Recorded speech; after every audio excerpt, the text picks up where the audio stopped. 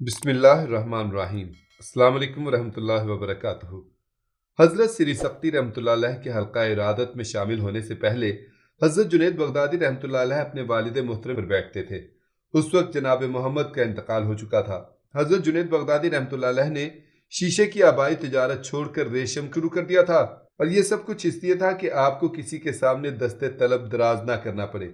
फिर ये दुकान भी बंद कर दी और हज़रत सिरी सख्ती रहमतुल्लाह अलैह के मकान में गोशा नशीं होकर शदीद मुजाहदे किए। हज़रत सिरी सख्ती रहमतुल्लाह अलैह ने बड़े अजीब अंदाज से आपकी रूहानी तरबियत की। एक दिन हज़रत जुनैद बगदादी रहमतुल्लाह अलैह ने अपने पीरो मुर्शद से अर्ज़ किया, मुझे कोई ऐसा किस्सा सुनाइए जिससे इश्क की सच्चाई का इजहार होता हो। हज़रत सिरी सख्ती रहमतुल्लाह अलैह ने एक कागज़ पर कुछ तहरीर किया और कागज़ हज़रत जुनैद बगदादी रहमतुल्लाह अलैह की तरफ बढ़ाते हुए फरमाया, इसे पढ़ लेना, ये तुम्हारे लिए 700 किस्सों से बेहतर है।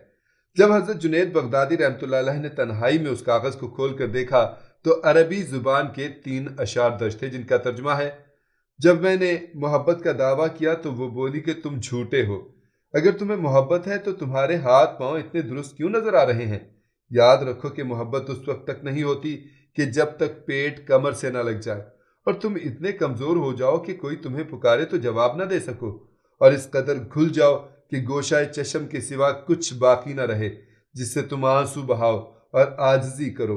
यह अशार पढ़कर हज़रत जुनैद बगदादी रहमतुल्लाह अलैह पर गिरिया तारी हो गया और आपके सीने में आतिश इश्क इस तरह भड़की कि हक़ ताला की याद के सिवा सब कुछ जल कर राख हो गया। हज़रत सिरी सख्ती रहमतुल्लाह अलैह के रूहानी असबाक बहुत सादा नजर आते हैं, मगर उनकी गहराई को समझकर अमल पैरा होना बहुत दुश्वार है। हज़रत जुनैद बगदादी रहमतुल्लाह अलैह ने पीरो मुर्शद के दर्स को बगौर सुना और उस पर सख्ती के साथ अमल किया, यहाँ तक कि आप पर मार्फत के अजीब अजीब इसरार मुनकशिफ होने लगे।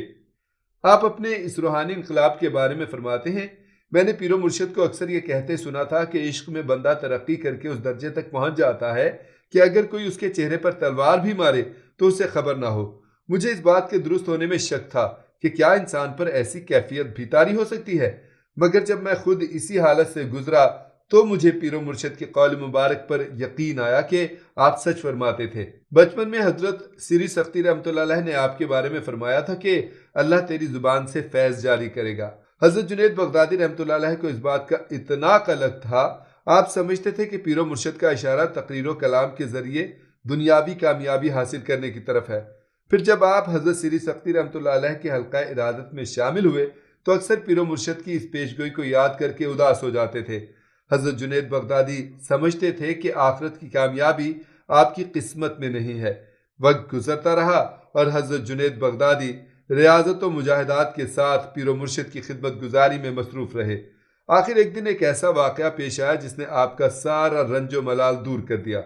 हजरत जुनैद बगदादी रहमतुल्लाह अलैह फरमाते हैं कि एक रोज़ मेरे पास 4 दिरहम थे। मैंने उन्हें पीरो मुर्शद की खिदमत में पेश करते हुए अर्ज़ किया, यह आपकी नज़र हैं, इन्हें कबूल फरमा लीजिए। हजरत सिरी सख्ती रहमतुल्लाह अलैह अपने मुरीद खुश एतकाद के इस तर्ज अमल पे बहुत खुश हुए और किसी तामुल के बगैर वो दिरहम कबूल फरमाए। फिर हजरत जुनैद बगदादी रहमतुल्लाह अलैह को मुखातिब करते हुए बोले, नौजवान, तुझे फलाह उखरवी हासिल होने की बशारत हो। हजरत जुनैद बगदादी रहमतुल्लाह अलैह को पीरो मुर्शद के इरशाद गिरामी पर हैरत हुई। फिर निहायत पुरशौक लहजे में अर्ज करने लगे, आप किस वजह से फरमाते हैं। हजरत सिरी सख्ती रहमतुल्लाह अलैह ने फरमाया, मुझे इस वक्त 4 ही दिरहम की जरूरत थी और मैंने दुआ मांगी थी, इलाही ये रकम मुझे उस शख्स के हाथ से दिलवा जो तेरे नज़दीक फलाह पाने वाला हो। अल्लामा याफ़ई रहमतुल्लाह अलैह का बयान है कि इस खुशखबरी के बाद हज़रत जुनैद बगदादी रहमतुल्लाह अलैह का वो मलाल दूर हो गया जो पीरो मुर्शद की पहली पेशगोई से आपके दिल पर नक्श हो गया था। फिर हज़रत जुनैद की रूहानियत इस दर्जे तक पहुँच गई कि हज़रत सिरी सख्ती रहमतुल्लाह अलैह भी आपकी गुफ्तगू सुनकर हैरान रह जाते थे। एक दिन हज़रत जुनैद बगदादी पीरो मुर्शद की खिदमत में हाजिर हुए तो अजीब मंजर देखा। एक शख्स खानकाह में बेहोश पड़ा था और हज़रत सिरी सख्ती रहमतुल्लाह अलैह उसके करीब हैरान व परेशान बैठे थे। हज़रत जुनैद बगदादी रहमतुल्लाह अलैह ने फिक्रमंदाना लहजे में अर्ज़ किया, आखिर इस शख्स को क्या हुआ है कि ये अपने होशो हवास खो बैठा है। हज़रत सिरी सख्ती रहमतुल्लाह अलैह ने फरमाया, मैंने इसके सामने कुरान हकीम की एक आयत मुबारक तलावत की जिसे सुनते ही ये बेहोश हो गया। हज़रत जुनैद बगदादी रहमतुल्लाह अलैह ने अर्ज़ किया, आप वही आयत दोबारा तिलावत कीजिए, ये शख्स होश में आ जाएगा। हज़रत सिरी सख्ती रहमतुल्लाह अलैह ने बड़ी हैरत के साथ अपने मुरीद और भांजे की तरफ देखा, फिर बाआवाज़ बुलंद वही आयत मुक़द्दसा तिलावत फरमाई। چند لمحوں کے بعد وہ شخص ہوش میں آ گیا۔ حضرت سری سختی رحمۃ اللہ علیہ کو اس بات پر تعجب ہوا، مگر آپ اجنبی کی موجودگی میں خاموش رہے۔ پھر جب وہ شخص چلا گیا تو آپ رحمۃ اللہ علیہ نے حضرت جنید بغدادی سے پوچھا، تمہیں یہ تدبیر کس طرح معلوم ہوئی؟ حضرت جنید بغدادی رحمۃ اللہ علیہ نے بصد احترام عرض کیا، حضرت یوسف علیہ السلام کے پیرہن مبارک سے حضرت یعقوب علیہ السلام کی بینائی چلی گئی تھی اور پھر اسی کرتے سے آپ کی آنکھوں کی روشنی بحال ہو گئی تھی۔ حضرت سری سختی رحمۃ اللہ علیہ کو حضرت جنید بغدادی کا یہ جواب بہت پسند آیا۔ دراصل یہ اس تاریخ ساز واقعے کی طرف اشارہ تھا جب حضرت یوسف علیہ السلام کے بھائیوں نے آپ کو ایک کنویں میں پھینک دیا تھا اور آپ کے پیرہن مبارک کو کسی بھیڑ بکری کے خون سے رنگین کر کے حضرت یعقوب علیہ السلام کے سامنے پیش کر دیا تھا۔ حضرت یوسف علیہ السلام کو بھیڑیا اٹھا کر لے گیا اور یہ خون آلود پیرہن ان کی نشاندہی ہے۔ حضرت یعقوب علیہ السلام اپنے محبوب فرزند کے پیرہن کو آنکھوں سے لگائے دن رات روتے رہتے تھے، یہاں تک کہ آپ علیہ السلام کی آنکھوں کی روشنی چلی گئی۔ پھر جب کئی سال بعد حضرت یوسف علیہ السلام سخت ترین آزمائشوں سے گزر کر مصر کے بادشاہ بنے تو آپ کے تمام بھائیوں نے حاضر ہو کر اپنے گناہ کی معافی مانگی۔ حضرت یوسف علیہ السلام نے بھائیوں کو معاف کرنے کے بعد حضرت یعقوب علیہ السلام کا حال دریافت کیا تو معلوم ہوا کہ وہ بیٹے کے غم میں روتے روتے اپنی بینائی گنوا چکے ہیں۔ یہ جان گداز خبر سن کر حضرت یوسف علیہ السلام بہت آزردہ ہوئے اور پھر اپنا پیرہن مبارک اتار کر بھائیوں کو دیا۔ جب حضرت یعقوب علیہ السلام نے بیٹے کا کرتا آنکھوں سے لگایا تو گمشدہ بینائی لوٹ آئی۔ حضرت جنید بغدادی رحمۃ اللہ علیہ نے اس واقعے کی روشنی میں حضرت سری سختی رحمۃ اللہ علیہ کو مشورہ دیا تھا کہ جس آیت کے سننے کے بعد وہ شخص بے ہوش ہوا ہے اس آیت مبارکہ کو سن کر دوبارہ ہوش میں آ جائے گا۔ یہ حضرت جنید بغدادی رحمۃ اللہ علیہ کے کشف اور ذہانت کی ایک اعلیٰ مثال ہے۔ اب حضرت جنید بغدادی رحمۃ اللہ علیہ معرفت کے اس درجے پر پہنچ گئے تھے کہ استاد گرامی حضرت سری سختی رحمۃ اللہ علیہ بھی بعض مسائل میں آپ سے مشورے لیا کرتے تھے اور شاگرد کی رائے کو اپنی رائے سے افضل قرار دیا کرتے تھے۔ ایک دن آپ پیر و مرشد کی خدمت میں حاضر ہوئے تو حضرت سری سختی رحمۃ اللہ علیہ کو نہایت متفکر پایا۔ حضرت جنید بغدادی رحمۃ اللہ علیہ نے سبب پوچھا تو پیر و مرشد نے فرمایا، جنید، کچھ دیر پہلے ایک نوجوان میرے پاس آیا تھا۔ اس نے پوچھا، شیخ توبہ کی کیا معنی ہے؟ میں نے کہا، توبہ کے معنی یہ ہے کہ انسان اپنے گناہوں کو نہ بھولے۔ نوجوان نے بے ساختہ کہا، شیخ آپ کا جواب غلط ہے۔ میں نے حیران ہو کر پوچھا، آخر تم یہ بات کس طرح کہہ سکتے ہو؟ نوجوان بڑے پر یقین لہجے میں بولا، توبہ تو یہ ہے کہ انسان اپنے گناہوں کو یکسر فراموش کر دے۔ یہ کہہ کر وہ چلا گیا۔ میں اسی وقت سے پریشان ہوں کہ نوجوان کے اور میرے جواب میں نمایاں فرق ہے۔ پیر و مرشد کی گفتگو سن کر حضرت جنید بغدادی رحمۃ اللہ علیہ نے عرض کیا، اس میں تشویش اور فکر کی کیا بات ہے؟ میرے نزدیک تو وہ نوجوان ہی سچ کہتا تھا۔ حضرت سری سختی رحمۃ اللہ علیہ نے بڑی حیرت سے اپنے شاگرد کی طرف دیکھتے ہوئے فرمایا، جنید، تم اس نوجوان کی تائید میں کوئی دلیل بھی رکھتے ہو؟ حضرت جنید بغدادی رحمۃ اللہ علیہ نے عرض کیا، شیخ محترم، صفائی کے وقت غبار کا خیال رکھنا بھی غبار ہے۔ حضرت جنید بغدادی کا جواب اس قدر منطقی تھا کہ حضرت سری سختی رحمۃ اللہ علیہ نے بلا تامل اسے قبول کر لیا۔ یہی وہ موقع تھا جب پیر و مرشد نے اپنے ذہین اور نکتہ آفری مرید سے کہا، جنید، اب وقت آ گیا ہے کہ تم واز کرنا شروع کرو۔ قدرت نے بہت عرصے پہلے ان آنکھوں کو جو کچھ دکھایا تھا، اب اس منظر کے متشکل ہونے کی ساعت آ گئی ہے۔ مخلوق خدا کے درمیان اپنی زبان کھولو کہ حق تعالیٰ نے تمہیں اعجاز بیانی سے متصف کیا ہے۔ حضرت جنید بغدادی رحمۃ اللہ علیہ نے پیر و مرشد کا ارشاد گرامی سن کر سر جھکا لیا۔ حضرت سری سختی رحمۃ اللہ علیہ آپ کی قوت گفتار پر گواہی دے رہے تھے، مگر حضرت جنید بغدادی رحمۃ اللہ علیہ کا یہ حال تھا کہ انسانی مجمع میں بات کرتے ہوئے گھبراتے تھے۔ گوشہ نشیں ہو کر خانقاہ میں بیٹھتے تو سیر روحانی کرتے کرتے اس مقام تک جاتے جہاں زمانے کے بڑے بڑے مشائخ کا بھی گزر نہیں تھا، لیکن جب کسی مجلس میں کوئی فقہی مسئلہ بیان کرنے کی کوشش کرتے تو جھجک آڑے آ جاتی۔ الغرض اسی کشمکش میں روز و شب گزرتے رہے۔ حضرت سری سختی رحمۃ اللہ علیہ واز کہنے کے لیے فرماتے اور حضرت جنید بغدادی رحمۃ اللہ علیہ پیر و مرشد کے احترام میں خاموشی اختیار کر لیتے۔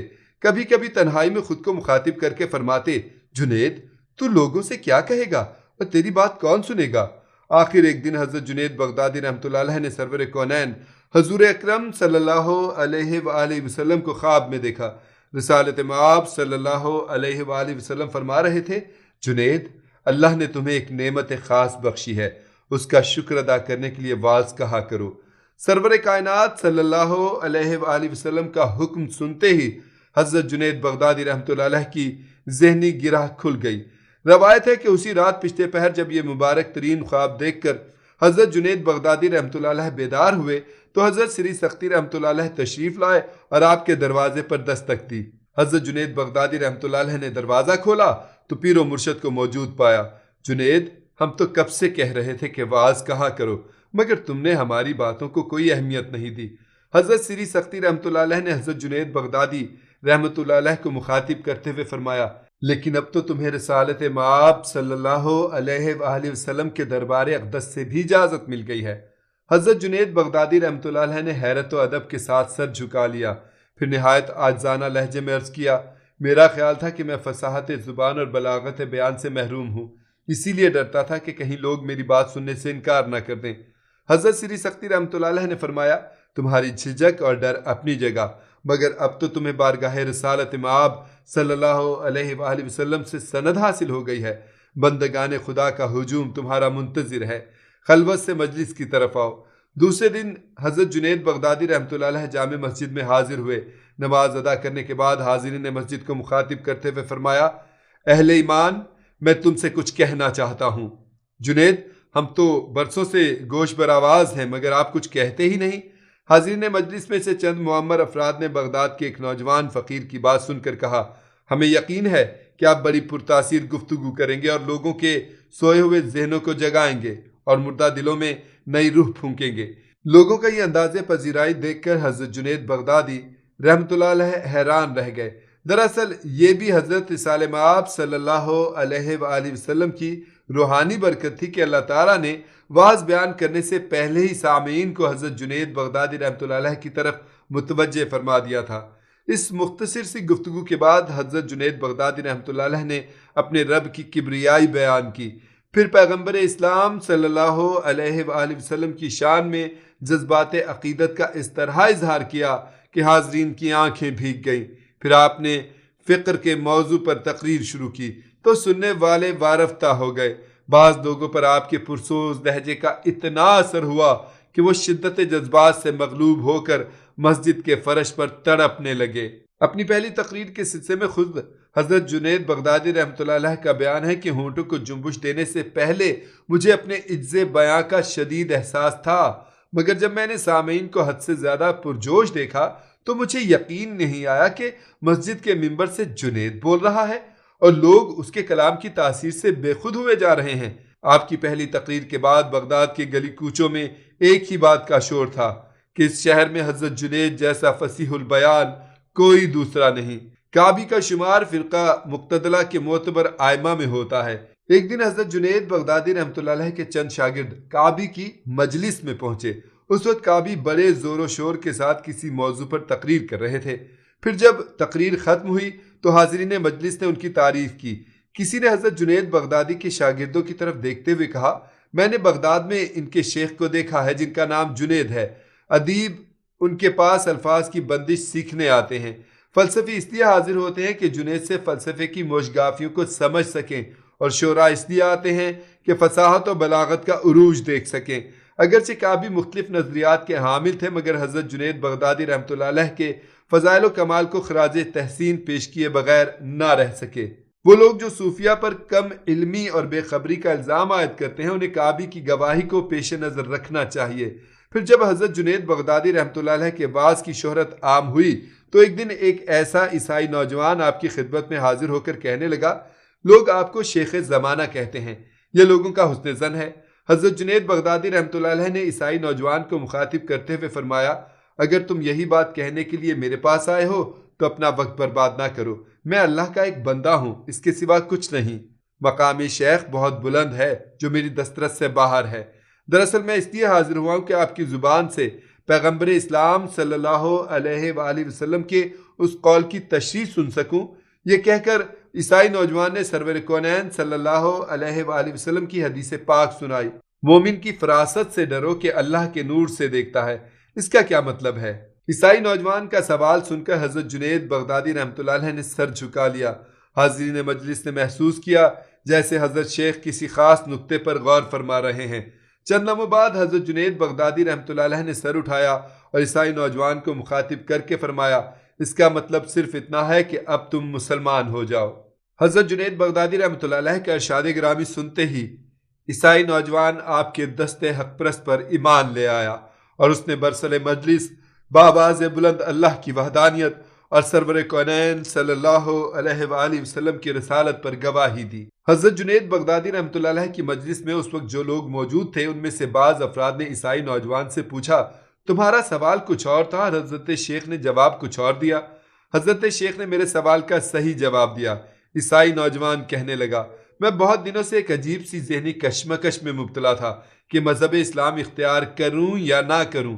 میرا دل اسلام کی حقانیت کی طرف کھینچا تھا، مگر میرے پیروں میں آباء و اجداد کے عقائد کی زنجیر تھی۔